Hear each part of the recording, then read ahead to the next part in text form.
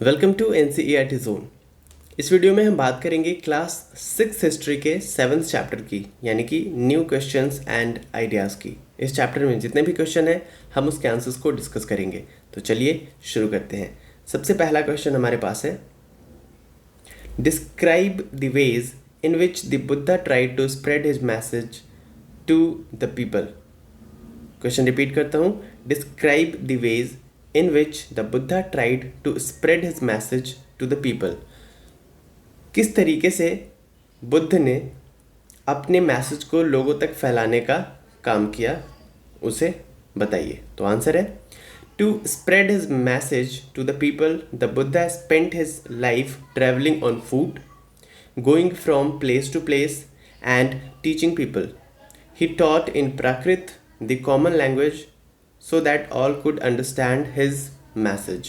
तो उन्होंने क्या किया, उन्हें अपने ज्ञान को फैलाना था, अपने मैसेज को, अपने संदेश को फैलाना था पूरे विश्व में। तो वो क्या उन्होंने क्या किया, उन्होंने काफ़ी ट्रैवल किया अपने पैरों पे। उस समय कोई वाहन होता नहीं था, रथ वगैरह होते थे, लेकिन उन्होंने पैदल ही जाना शुरू किया। उन्होंने अपने फूट का सहारा लिया और पैरों पे चल के एक जगह से दूसरे जगह पे गए, बहुत अलग अलग जगहों पे गए और लोगों को सिखाया, लोगों को पढ़ाया, अपना मैसेज उन्हें दिया। ठीक है।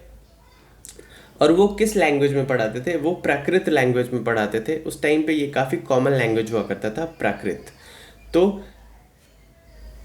ईजिली वो पढ़ाते थे प्राकृत लैंग्वेज में, ताकि मैक्सिमम लोग उसे समझ पाए। कोई डिस्क्रिमिनेशन नहीं करते थे कि रिच को ही वो मैसेज देंगे या पढ़ाएंगे, रिच या पुअर में, कास्ट वाइज या फिर लिटरेसी के बेसिस पे। तो उन्होंने क्या किया कि कॉमन पीपल समझ पाए, इसलिए कॉमन लैंग्वेज का उन्होंने सहारा लिया और प्राकृत लैंग्वेज में अपने मैसेज को स्प्रेड किया। तो उन्होंने क्या क्या किया, फूट पे चल के एक जगह से दूसरे जगह गए, लोगों को सिखाया, प्राकृत लैंग्वेज में सिखाया। ठीक है। चलिए सेकेंड क्वेश्चन है, राइट वेदर ट्रू और फॉल्स। ट्रू है या फॉल्स है बताना है आपको। पहला स्टेटमेंट कहता है, the Buddha encouraged animal sacrifices. Buddha जो थे वो एनिमल सेक्रीफाइस को बढ़ावा देते थे। तो क्या ऐसा था? ऐसा बिल्कुल नहीं था। वो तो अहिंसा को बढ़ावा देते थे। लोगों की जान ना लेना, एनिमल्स की जान ना लेने को वो कहते थे कि इससे देवी देवता खुश नहीं होते हैं। तो ये फॉल्स स्टेटमेंट। सेकेंड है, Sarnath is important because it was the place where the Buddha taught for the first time. Sarnath किस लिए फेमस है? क्योंकि यहाँ पे किस लिए इम्पोर्टेंस रखता है? क्योंकि यहाँ पे बुद्ध ने फर्स्ट टाइम अपना संदेश दिया था, फर्स्ट टाइम टॉट किया था लोगों को। ठीक है। तो ये सही है, ट्रू है ये। देन सी स्टेटमेंट कह रहा है, the Buddha taught that karma has no effect on our lifes. Buddha कहते थे कि कर्मा का कोई इफेक्ट नहीं होता हमारे लाइफ पे। तो ऐसा बिल्कुल नहीं है, जैसा कर्म करोगे वैसा ही फल मिलेगा। तो ये भी फॉल्स स्टेटमेंट है।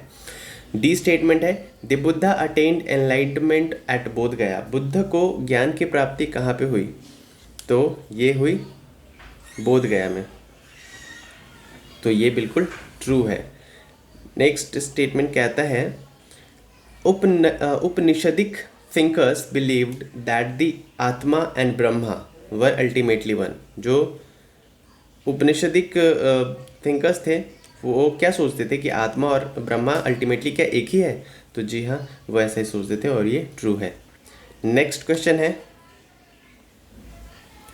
What were the question that Upanishadic thinkers wanted to answer. वो क्या क्या क्वेश्चन थे जो उपनिषदिक जो थे थिंकर्स वो लोगों को आंसर करना चाहते थे, किन सवालों का जवाब वो देना चाहते थे? तो आंसर है, the question that Upanishadic thinkers wanted to answer were life and death, reason for sacrifices and the permanent substance in the universe. ठीक है। वो क्या क्या सवाल थे कि लाइफ क्या है, डेथ क्या है, सेक्रीफाइस क्यों करना चाहिए, और दुनिया में वो यूनिवर्स में क्या है जो परमानेंट है। तो ऐसे बहुत ही जटिल सवाल थे, कठिन सवाल थे, टफ क्वेश्चंस थे, जिसका आंसर वो देने की कोशिश करते थे, देना चाहते थे। कौन? उपनिषदिक थिंकर्स। नेक्स्ट क्वेश्चन है, what were the main teachings in the Mahavira of the Mahavira. Mahavir की मेन टीचिंग्स क्या है, वो क्या बताते हैं? तो आंसर है, the main teachings of Mahavira were that men and women who wanted to know the truth must leave their homes. They had to follow the strict rules of ahimsa, lead simple lives, and had to observe celibacy. Mahavira क्या चाहते थे? महावीरा बोलते थे कि ऐसे men and women जो truth को जानना चाहते हैं, उन्हें अपने घर को छोड़ना पड़ेगा, अपने घर को त्यागना पड़ेगा, मोह माया से निकलना पड़ेगा, ठीक है। और उन्हें स्ट्रिक्ट रूल फॉलो करना पड़ेगा, किस चीज़ का? अहिंसा का, कि लोगों को जान सबकी प्यारी होती है, उनका कहना ये था कि किसी की जान नहीं लेनी चाहिए। सिंपल लाइफ जीना चाहिए और सेलिबसी को अपनाना चाहिए। सेलिबसी मतलब ब्रह्मचर्य को अपनाना चाहिए, ठीक है। ब्रह्मचर्य मतलब लस्ट से दूर रहना चाहिए, ठीक है। नेक्स्ट क्वेश्चन है,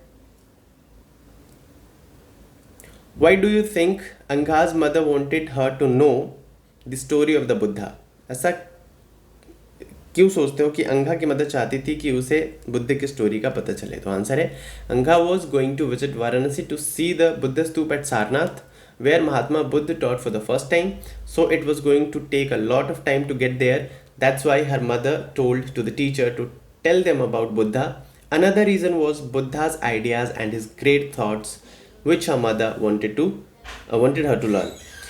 क्योंकि वो एक तो अंगा वाराणसी जा रही थी जहाँ सारनाथ जाती, बुद्ध स्तूप को देखने वो विजिट करने जा रहे थे, तो बुद्ध इतने महान थे, उनके विचार इतने महान थे, तो उसकी माँ चाहती थी कि उसके विचार महात्मा बुद्ध के विचार अंगा और बाकी भी स्टूडेंट्स सीखे।